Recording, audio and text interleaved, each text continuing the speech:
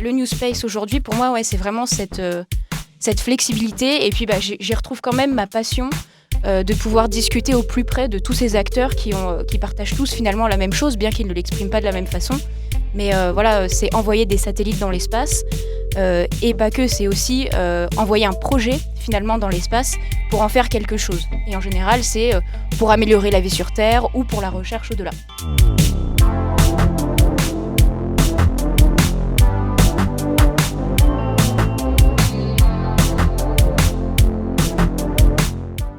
Bonjour à tous et bienvenue à ce nouvel épisode du podcast de Space Avocat que vous pouvez voir également, outre la diffusion traditionnelle sur nos plateformes. Maintenant, on s'essaye au podcast vidéo, donc qui sera également disponible sur YouTube. Et pour inaugurer cette nouvelle série de podcasts vidéo, j'ai le grand plaisir d'être aujourd'hui avec Clémence Cambourian, qui est la patronne d'Astreos. Clémence, bienvenue. Bonjour Numa, merci pour l'invitation. Bonjour à tous. Écoute, merci pour l'invitation, mais merci aussi pour ton invitation, puisque l'on est dans les locaux que tu partages avec Latitude à Reims. En effet. Et il fait beau. Donc pour une fois, c'est une très bonne chose. Chaque fois que je viens à Reims, il pleut. Donc là, on a beaucoup de chance. Alors, même si on change de format, les questions restent traditionnelles. Et moi, j'aime bien commencer le podcast, tu vois, par une question plutôt personnelle.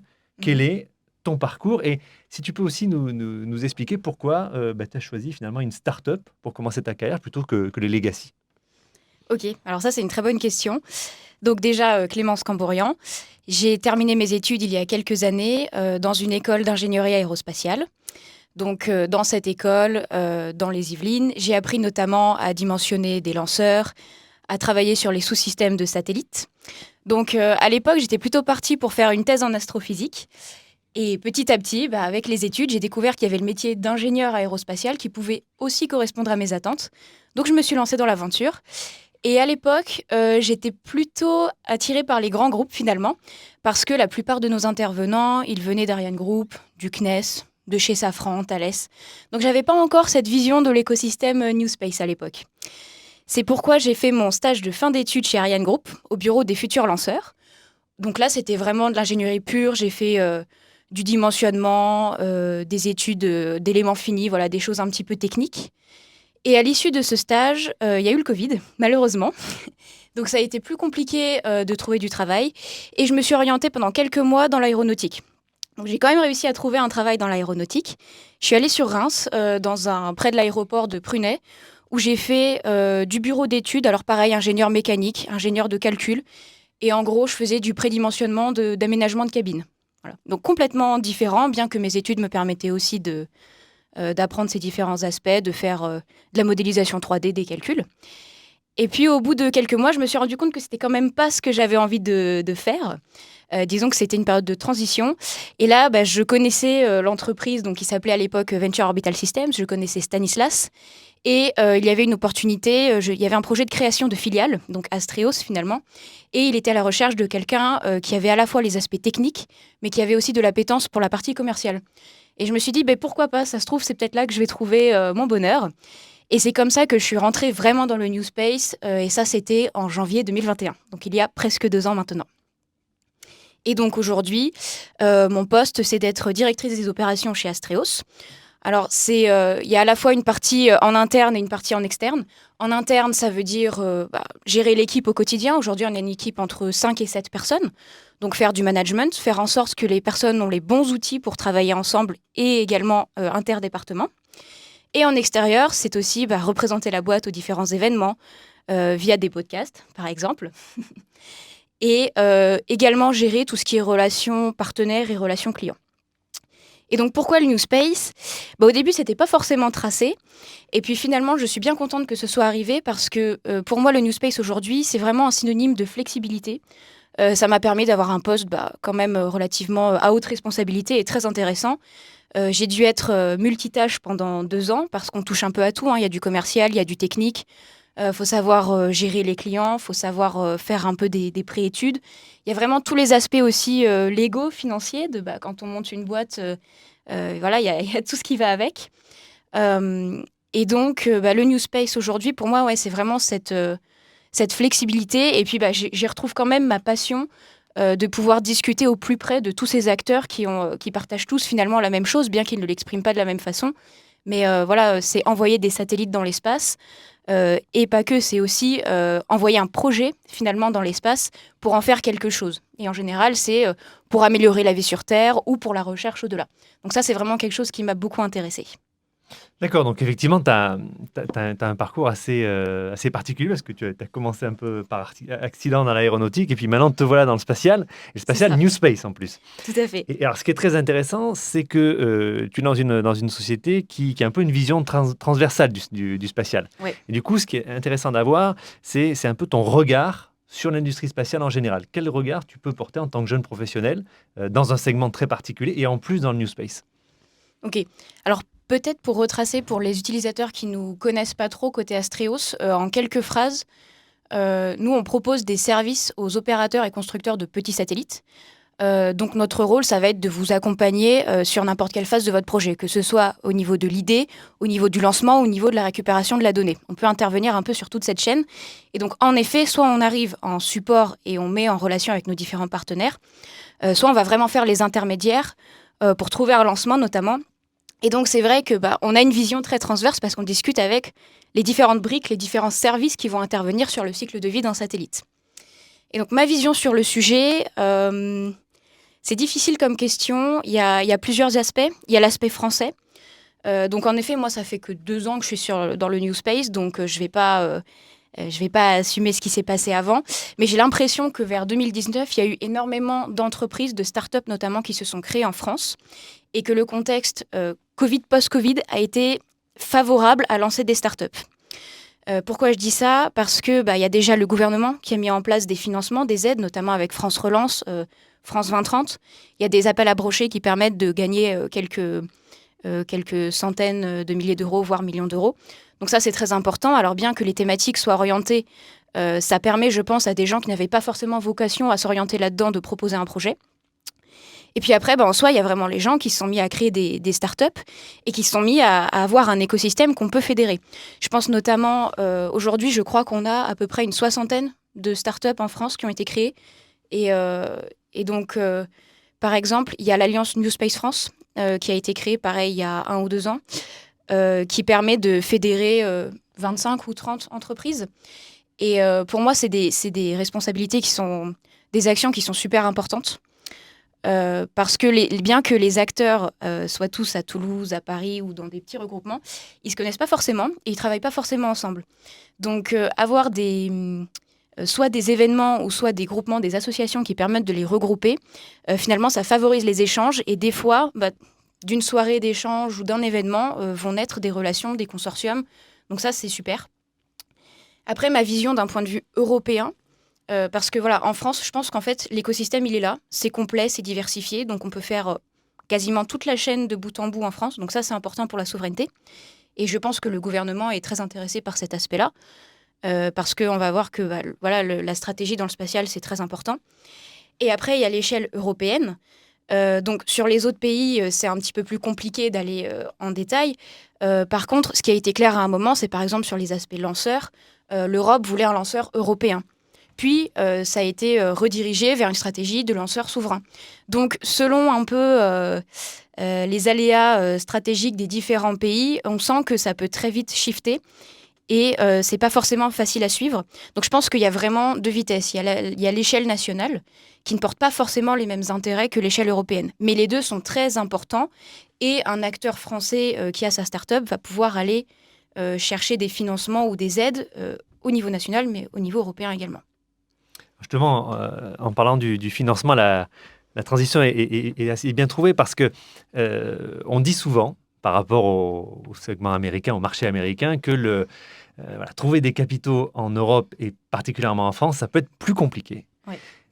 Au titre des difficultés que peuvent rencontrer les acteurs du New Space, puisque tu les côtoies au quotidien, quelles sont les difficultés que tu peux lister, que tu as pu recenser au regard de tes missions pour Astréos? Alors, en effet, le financement, c'est une chose. Enfin, si je peux me permettre un commentaire là-dessus, c'est vrai que quand on regarde, alors c'est notamment vrai pour les personnes qui font des lanceurs aux États-Unis, l'appétence au risque n'est pas du tout la même pour les investisseurs américains que les investisseurs européens. C'est vrai qu'en Europe, on a un peu cet héritage de prouver ou être sûr que ça va fonctionner avant d'investir. Alors qu'aux États-Unis, voilà, c'est injecté directement. Il y a le gouvernement qui en supporte très rapidement, ce qui permet à des startups de lancer plusieurs fois, même si la fusée explose. C'est pas grave, ils ont des fonds pour recommencer, ils ont une deuxième chance. Ici, c'est plus compliqué. N'empêche que je trouve que la situation est en train de s'améliorer, que voilà, il y a une prise de conscience, que ce soit des agences spatiales ou des gouvernements, comme ils ont conscience qu'il faut un lanceur européen, et notamment avec le report annoncé d'Ariane 6 ou la crise en Ukraine qui a causé de gros délais, voilà, ils ont conscience qu'il faut aider l'écosystème à développer de nouvelles choses. Pour en revenir à ta question, il y a plusieurs niveaux de difficulté. Celle que j'ai bien sûr observée, parce que c'est mon métier finalement, c'est la partie comment choisir un bon fournisseur ou voilà, comment, quand j'ai par exemple 25 fusées, alors autant qu'on connaisse les 25, c'est pas évident, mais quand j'ai plein d'opérateurs de lancement devant moi, comment je vais choisir le bon qui va correspondre vraiment aux besoins que j'ai. Et donc là, ça va être super important d'avoir des intermédiaires, donc des courtiers, des brokers, des conseillers, qui vont savoir vous dire quel va être le taux de fiabilité finalement de ce partenaire, quelle est la qualité de son produit, à combien il va le vendre. Parce qu'il n'y a pas que le prix qui peut être un facteur important, ça peut être la provenance, ça peut être la qualité. Donc ça, c'est la première difficulté, c'est vraiment comment choisir quand j'ai un panel de solutions. Donc c'est un bon problème parce que ça veut dire qu'il y a du marché, il y a la possibilité de trouver des choses. Le deuxième problème, c'est le financement. Et si je devais trouver un troisième problème, c'est peut-être, je dirais peut-être se faire reconnaître quand on est une jeune entreprise. Parce qu'il y a l'aspect levée des fonds, mais il y a aussi l'aspect crédibilité. Je pense que la première et même la deuxième et troisième année, c'est un peu les années charnières où il va falloir trouver un premier contrat. Il va falloir faire ses preuves sur un marché où quand il y a déjà de la compétition, ça peut être compliqué. Donc ça, vraiment, faire sa place par rapport aux grands groupes, éventuellement. Alors, il y a la partie financement, mais encore, il y a aussi la partie notoriété.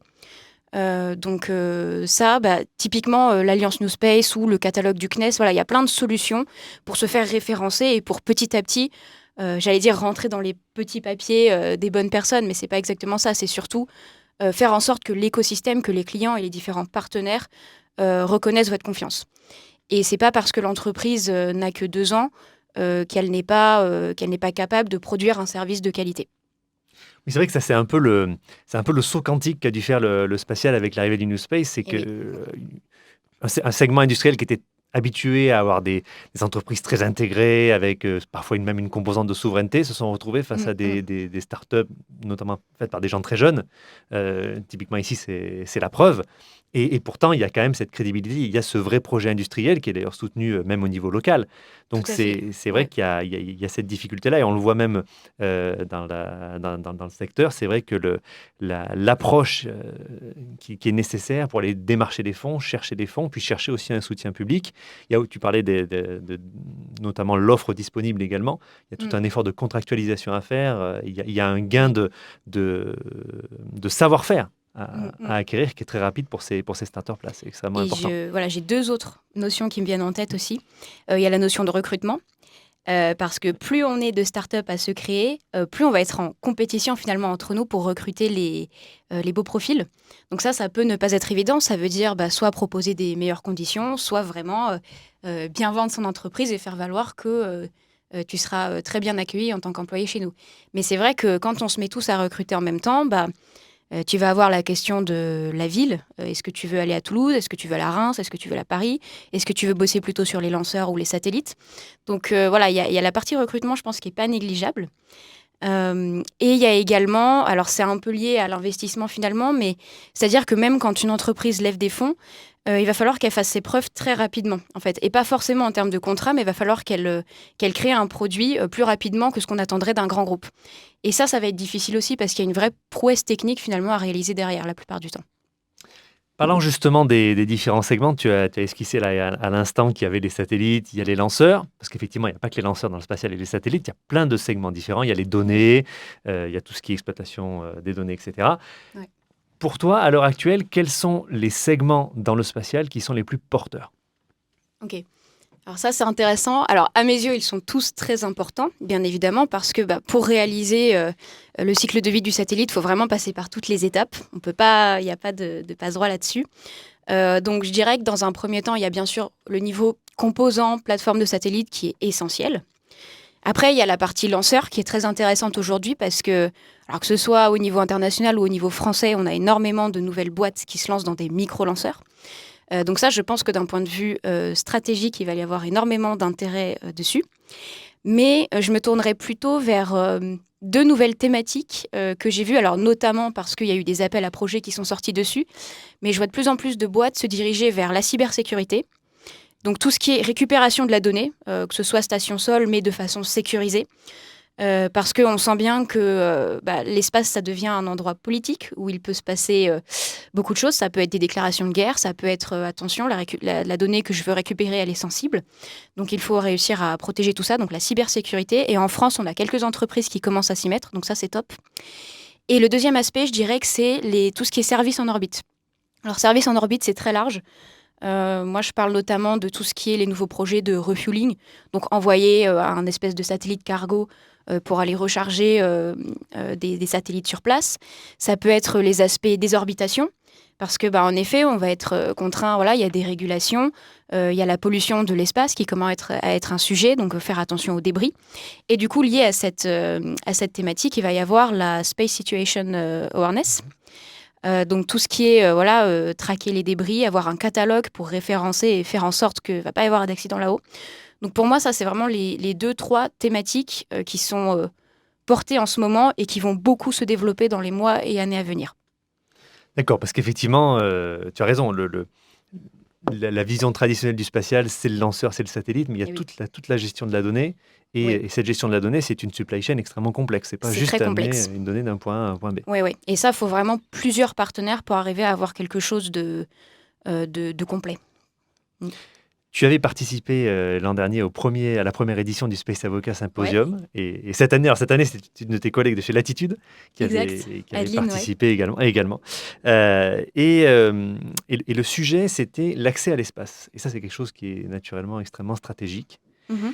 C'est une composante, on l'a esquissé tout à l'heure, qui est de plus en plus prégnante au niveau national, mais aussi au niveau européen. Comment est-ce que tu vois ce paramètre évoluer, surtout avec la multiplication de l'offre, avec des lanceurs, avec aussi des pas de tir que l'on voit naître un peu partout? Comment est-ce que tu vois cette situation au niveau européen? Alors, au niveau européen, pour moi, c'est en deux temps. Il y a le contexte actuel et puis il y aura le contexte dans 2-3 ans. Le contexte actuel, j'ai envie de dire, c'est compliqué.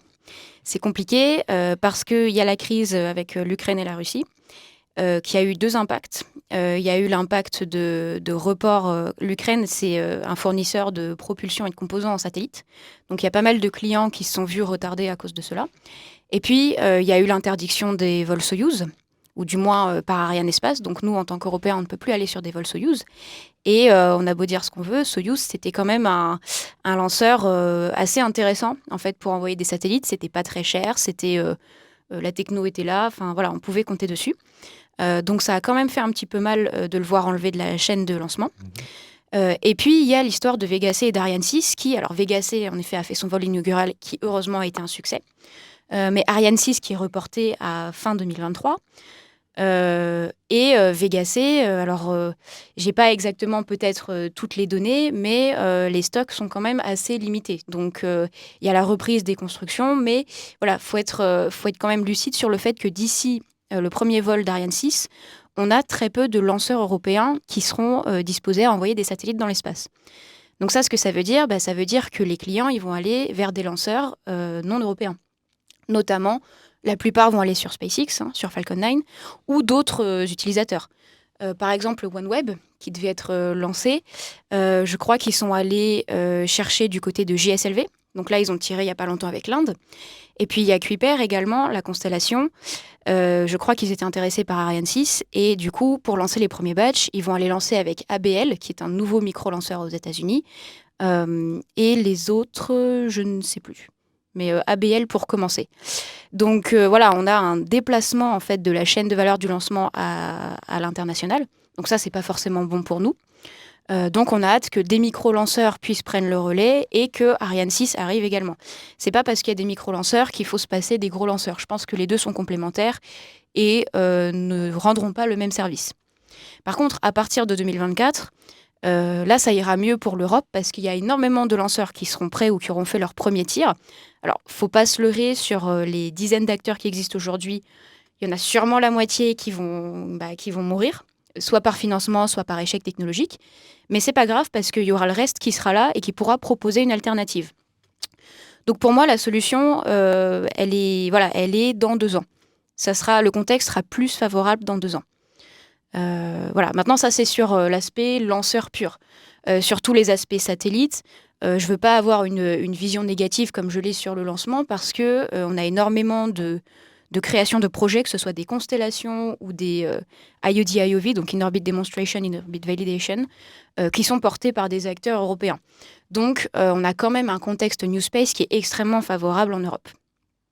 D'accord, bon écoute, c'est quand même des mots d'espoir, même s'il y a effectivement un gué à passer qui est assez, qui est assez Il y a cette stratégique. période Là. de transition qui est un petit peu compliquée, mais j'ai aucun doute sur le fait que l'avenir sera favorable.